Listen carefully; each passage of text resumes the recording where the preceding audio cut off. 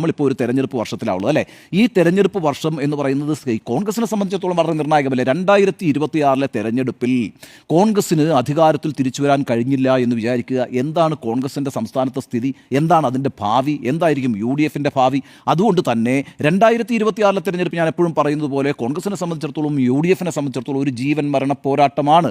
ഇപ്പോൾ മറുവശത്ത് നോക്കിക്കോളൂ, ഭരണകക്ഷിയുടെ സ്ഥിതി എന്താ? അവർ ഈ അടുത്ത കാലത്തല്ലേ അവരുടെ ബ്രാഞ്ച് സമ്മേളനം നടത്തി, പിന്നെ ലോക്കൽ സമ്മേളനം നടത്തി, ഏരിയ സമ്മേളനം നടത്തി, ജില്ലാ സമ്മേളനം നടത്തി, സംസ്ഥാന സമ്മേളനം നടത്തി, മധുരയിൽ പാർട്ടി കോൺഗ്രസ് നടത്തി. അപ്പോൾ ഒരു തെരഞ്ഞെടുപ്പ് വർഷത്തിലേക്ക് പോകുമ്പം CPM സുസജ്ജമായിരിക്കുന്നു എന്നുള്ളതാണ്. എപ്പോഴും അവരുടെ സംഘടനാ മെഷീനറി അങ്ങനെയാണ്. പക്ഷേ തെരഞ്ഞെടുപ്പ് വർഷത്തിൽ ഈ ബ്രാഞ്ച് മുതൽ സംസ്ഥാനം വരെ നടന്നിട്ടുള്ള സമ്മേളനങ്ങളിലൂടെ ആ പാർട്ടിയുടെ മെഷീനറിയെ കൂടുതൽ ഊർജിതമാക്കാനായിട്ട്, ഉഷാറാക്കാനായിട്ട് CPMന് കഴിഞ്ഞിട്ടുണ്ട് എന്ന് മാത്രമല്ല, CPM ഒരു പൊളിറ്റിക്കൽ അജണ്ട സെറ്റ് ചെയ്ത് കഴിഞ്ഞു എന്നുള്ളതല്ലേ. മൂന്നാം ഭരണം ഉണ്ടാകാൻ പോകുന്നു എന്നൊരു പൊളിറ്റിക്കൽ അജണ്ട CPM സെറ്റ് ചെയ്ത് കഴിഞ്ഞു. മറുപക്ഷത്ത് എന്താ നമ്മൾ കാണുന്നത്? കോൺഗ്രസിൻ്റെ പക്ഷത്ത് എന്താ കാണുന്നത്? എന്താണ് KPCC അധ്യക്ഷൻ്റെ റോള്?